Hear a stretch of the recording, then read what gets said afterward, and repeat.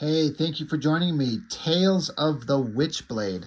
I've been going through the Witchblade comic, although it very slowly. I need to get back into it and kind of finish up that initial Michael Turner, 8-issue Witchblade miniseries. Or it's just a regular series. It just kept going. I loved Witchblade, and if I love it, why am I not getting through that very quickly? I don't know. I don't have any excuses.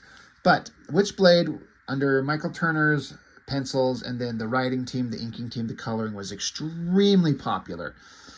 So, of course, why not do spin-off series? The Witchblade weapon is this ancient device that's been around through thousands of years, millions of years probably, and it always attaches itself to women. So there's all kinds of like stories we could we'll set it in back in ancient days, and we'll draw hot babes with the Witchblade and put them on horses and shit, right? That'll be fun.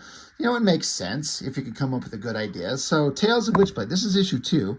I honestly don't remember what Tales of the Witchblade issue 1 was. I'm sure I've got it, but I don't know where it's at. Who cares? David Finch. That guy has had an interesting kind of, for what I'm interested in him. His kind of career is interesting for me because when he started at Top Cow, I thought he was kind of fine, but no big deal.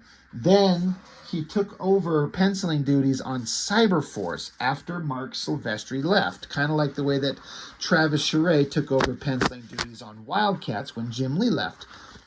And in the same way that with a good writer, like a real writer, James Robinson writing Wildcats with Travis Charest, they got... I can't remember who the writer was. I'll definitely get to it when I find those books, and we'll dig it out now that Silvestri was done. But whoever took over writing duties on Cyberforce, a real writer, and paired up with David Finch, Cyberforce suddenly became really interesting, and I liked David Finch's work. But he also had a very kind of distinctive style that had a couple of elements I did not like, and I don't think he was very good at. One of those being the way he draws girls. He didn't quite have the knack for it. Anything and everything else he could draw. For God's sake, good Lord, could he draw anything? Even when he was just getting started. But he's one of those guys that progressed really fast. But then also, as David Finch went on in his career, he moved over and did some stuff for Marvel. He started doing some work, and I still kind of liked it. But for some reason, I reached a point with David Finch's artwork somewhere around the point when he was working for Marvel, where I was just like, I'm done with it. With his art. I didn't like it. I remember some X-Men book. It was Cable something, and I got through it, and I'm like, I literally thought to myself, I can't stand this guy's work anymore. I am so fucking done. It used to be, if David Finch drew it, I would pick it up. And no longer. I don't care what he's doing. I am not picking it up. And I stopped. And I didn't pick up his work for years until he started doing, there was like a Batman series. I think he was given writing duties. He was allowed to write and draw a Batman story the way he wanted to. And I picked that up, and I remember enjoying it, but there was a time so when he started, I liked him, and then he grew, and then for some reason, I just got sick of it. I couldn't look at his artwork anymore. It's a really weird thing, that the way that he draws certain faces, certain angles. The only other artist who's had the same effect on me that I can think of off the top of my head is Andy Kubert. Adam Kubert is great, but Andy Kubert, I had the same thing. I just was looking at his work I think it was an X-Men book. I think. It's been a while. But I remember just going, I am done looking at this guy's artwork. It's too weird. I don't like it.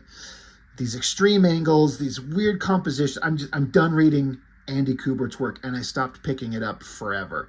In fact, I don't know if I've ever picked up anything else he's done since.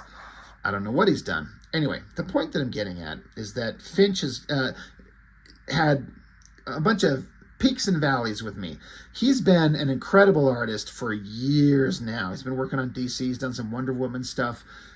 Everything he does now is like, he has all that stuff that made his artwork good and detailed and dramatic and exciting, but he also kind of worked out those things that I didn't like, that bugged me. Whatever it is, I don't know. And so I'm kind of fine with his artwork now. I don't know what he's drawing, and if it's DC stuff, I'm just not usually into DC comics, so I don't pick it up. He seems like a really nice guy. He seems really cool, really appreciative of his fans, his live streams that he does on YouTube. He does draw-alongs. Really neat guy, you know. But looking at some of his earliest work, it's pretty damn good in this book. There's some places where I feel like when you look at it, you can feel like he had a lot of energy and excitement in some of the early pages, and then as the book goes on, it became, maybe got on a time crunch and things started looking a little bit more rushed, which is fair, but it's kind of fine. It's kind of okay. We'll get into it and we'll see what I mean. David Finch, plot.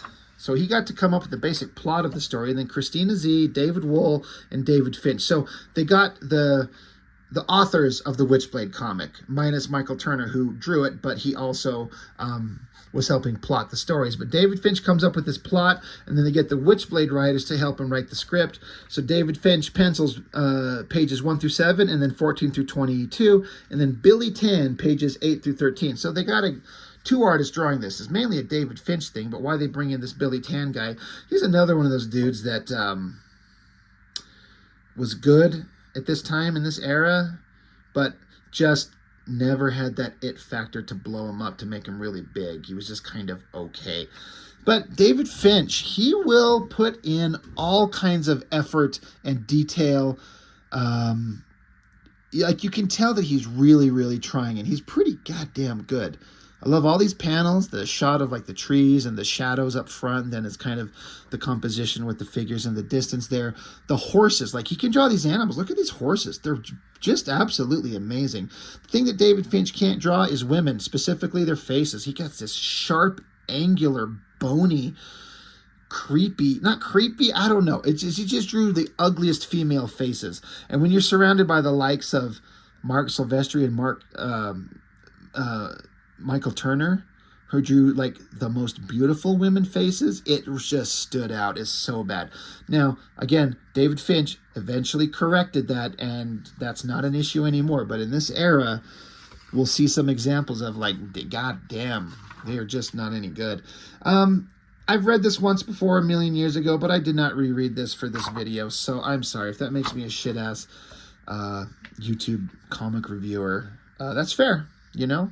And you should unsubscribe.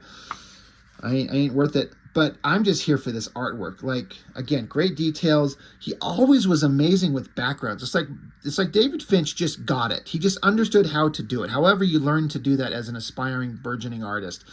The basic one-point perspectives and how to place objects in that space. Like, you do your one-point perspective and you get your horizon line and you do all your kind of connecting lines. But then now you got to know how to place a human figure in that environment so they're not above or below the ground they should be standing on. It's a trick to which I struggle with. David Finch just seems to get it from day one. Like, he was always good with that. And again, drawing horses is so great. I need to point out there's about 50 billion inkers. Bat on pages 1 through 7, 14, 15, 17 through 20 and 22. Joseph Williams, pages 2 through 5, 16 and 21. Billy Tan, pages 8 through 12. D-Tron, pages 13. Livesay, page 6. Good Lord. So pages, Joseph Williams, 2 through 5. So these pages, inks, this face, I remember popping this open here for the first time in years, and one of the first things I saw is that goddamn face. I'm like, oh my God, does that look good? Great old man facial features, the shadows on the nose. I bet this looks amazing in black and white. I love Joseph Williams inks so much, and I love his sharp ink lines, the snaps, the points that he gets, the line weights. Just something about Joseph Williams' work I've always liked, and I bet this looks amazing in black and white. Don't get me wrong, that coloring is really damn good. Like, I don't know how it could be any better. You know, we got the coloring, you know, cutting across the top of the face there to give the shadows of the eyes and the face and the highlight. But just what a great shot. So David Finch, like, that is like, there's the mark of a guy who's got greatness destined for him in the future. But then there's some other things that don't quite measure up. But it's never backgrounds. that don't measure up. They're always great backgrounds. They're always great folds on the clothes. Look at this right here. This guy in this, like, I can't think of the term, what this robe thing that he's wearing. Looks absolutely amazing. Great perspective on this bed. Look at the details. I mean, I've had to draw things like this. Or like, okay, some kind of bed chamber. So what do you make the bed look like? Like, you got to get reference for it. You got to get a morgue file. They talk about it when you have like a bunch of pictures that you keep to reference, you know, before Google and image searching was easy on the computer. But a bed, like getting these bed posts and the shape of the end of it there, the curtains hanging above it, the windows, and then putting it in perspective and then casting the shadows on it. Like, good Lord, like that stuff he's amazing at. What's not amazing is this scene where this young woman is in this convent. Of course, we should look at the creepy old guy. Like, you know, she comes in looking for shelter, but then she gets in there, and I guess he thought she was being kind of disobedient. So we got 3 panels in silhouette of he basically is going to rape her. He says, yeah, I mean, he's like, he's got a knife, keep still or I'll cut you with my altar knife. She says, stop. And then he says, here, child, feel my warmth. And she's screaming, no. I'm like, damn. Way to start out on a high note on, you know, page 4 or whatever. And then the guy wakes up. Now, I remember looking at this face. I'm like, God damn, it looks like just the male character from Finch's Ascension comic, which I'm not sure it was before this or after this. I'm going to assume, I think after this? I don't know. I really should look up publication dates. I mean, this is June of 97. I don't remember when Ascension was published, but it's the same era. But it looks just like that guy. Anyway, he wakes up, he jumps in, and he goes and stops the guy from, well, I mean, finishing. But she still got attacked, so he socks him a good one. So, you know, heroic guy. And then the girl who's just basically actually raped, we're still going to draw her sitting here looking posed and sexy as hell. And the guy comforting her. And where is his hand? Did it just disappear into her hair? Kind of fine. A little bit less elaborate drawing going on here. And this is not a bad profile face. The coloring's really doing really well on it. But it's not a great face. And some of the faces down here start getting a little bit distorted, a little bit less elaborate. I wonder if it's some of the inking. Whoever's doing the inking, you know, you move on from Joseph Weems to the other guys. I mean, they're all good inkers. Everyone that I named in that list of inking guys are all fantastic. But now we get into Billy Tan. And suddenly, it's like, to me, it's just not as good. I'm just suddenly like, ugh. So Billy Tan, I feel like I've seen his name. Is this is a Billy Tan? There's a Billy Tan still drawing. Is it the same dude? I've always wondered this because I've known Billy Tan that worked for Top Cow. Is it the same guy that I see in, if I'm remembering correctly, that's doing work now? But I feel like the art styles are vastly different, so maybe just grew to be an entirely different artist. But this Billy Tan is completely competent. He's got all the fundamentals. I mean, look, figures, lighting, poses, clothing, girls, guys. But it's like, it to me, Billy Tan in this era from Top Cow was like trying to look, I don't know if he was trying to, but it just looked like trying to do Michael Turner, except less. In the way that we get Jim Lee has a bunch of Jim Lee clones, Silvestri has a bunch of Silvestri clones. Michael Turner started having Michael Turner clones. And I'm sorry if that's an insult to this artist. That's not what he was trying, but it's just what it looks like. Maybe it's the Top Cow style filtered through a Michael Turner lens that he's trying to go for. All I know is it's completely competent and it's extremely okay. There's nothing about what he draws here that stands out, but he just, that it factor, it's just not there. It's fine. Better than I can do. I ain't nobody. But it's just, you're like, this is one of the lesser guys in this era. So I don't care for it too much. So he does this little interlude of character scenes. You know, that shot's kind of not bad. The perspective's good. The background's good. You know, he's doing pretty damn good. Then we get back over to, like, whatever's going on. The girl who was at the beginning of the book, the one who got attacked, she sees horrible things going on. There's the Witchblade in silhouette right there and a bunch of, like, I don't know, monks. The girl's observing everything, and then she witnesses they're all trying to put the fucking Witchblade gauntlet on, and there's a bunch of dead, or maybe not even dead, probably dead. But when a man puts on the gauntlet, it blows your arm off because it's only meant for women. So they keep trying. And so then the Witchblade weapon's kind of snarling around, and he's freaking out, and it's going to blow off his arm, which it does. This is where some storytelling got me lost a little bit. So she just sees in this big room in this church all these guys doing this, you know, trying on the weapon. Then you flip over the page, and then suddenly she's got it. Hold on. But, you know, that's just kind of your initial read of it. You're like, oh, boom. You see this, then you see that she's got it. But when you flip it over, I hate it when they don't draw the eyes like that. It looks stupid. But in these panels, she sees what's going on. She shows up in the room and screams. But then the Witchblade that was on the other guy's hands, blowing their hands off, it jumps out of them. And I guess what it's supposed to be showing is that those spiky tendrils of the Witchblade flow over to her, and then this is her hand getting covered in the Witchblade. So it's showing, it's going from all the guys trying it on and failing to her showing up in the room, and then the Witchblade jumps from them to her, and now she's standing there looking hot as fuck, weapons, fire, glowing eyes. The storytelling here sucks ass. It does not, like, I guess you get it, but it's not. I was like, wait, what? Man, that fucking happened fast. And it's just not very clear. I bet you David Finch could do an amazing job of it now for sure.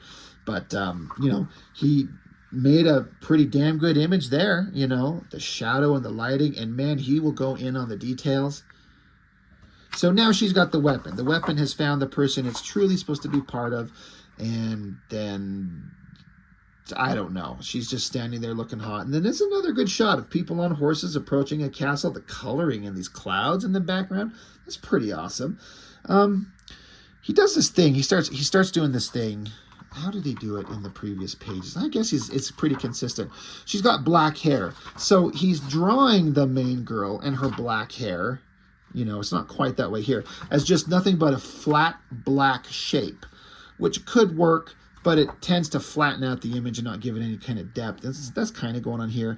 The cross-hatching on the face, that's not a bad face for him. I don't know why the goddamn eyes don't have, like, pupils.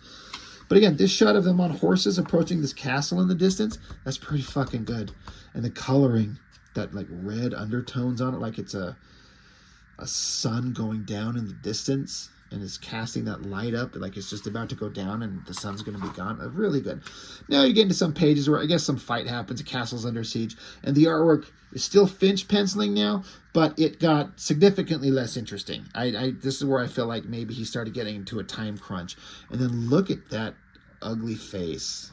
That one there and there. Big giant forehead, very pointy eyes, and the positioning of them is weird. The nose is weird, and the mouth is weird. The mouth is very weird. And then the shape of the jaw. If I had to guess, I bet if you put this in front of David Finch and pointed that and said, what the fuck were you doing there? He'd probably be like, oh, dude, I can't even begin to tell you. It's like one of the worst faces I've ever drawn in my life. Because we're all critical as far as artists. We're critical of our own work. And I'm sure he probably looks at that and just goes, oh, my God. But at the time, you're doing the best you can. And it just sometimes you don't see it. I've done that a bunch. I'm putting together my own current comic, and I'm flipping through 147 pages that I drew, and I run across a couple things. I'm like, what the fuck was I doing? Like, how did I miss this, or how did I fuck that up? It's so easy to do. And that's what separates good artists from great artists, or shitty artists from great artists. So then we get this man turns into a giant lizard creature. He looks like one of the lizard monsters from Wildcats. That's a good drawing. Anatomically, it's all pretty badass. I like the legs. This is this type of shit that Finch really likes to do. These muscular anatomy things, heavy shadows, textures. That's pretty good. It's a pointless, generic, who cares lizard thing. So I don't care too much, but it looks pretty good. And then again, look at that angular as fuck face. It's so rough. There. It's not good. He could not draw women's faces. But she rips apart the monster, kills it, blows its head off, and then she's, I don't know. I think the guy that rescued her earlier, he's got a mortal wound, and then he's bleeding out the mouth, and then they kiss, and then the comic's over. All right, cool story, bro.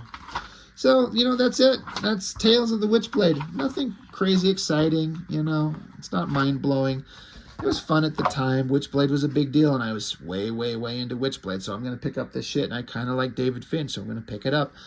But upon reread, I mean, I know I didn't read it, but, there's really nothing there. This is the first time I've looked at this book in a couple decades, probably, and I'll probably never look at it again. It's just going to sit in my comics pile until I die, and my kids go digging through this shit, and they're going to wonder, what the hell stupid shit was Dad into? Stuff sucks.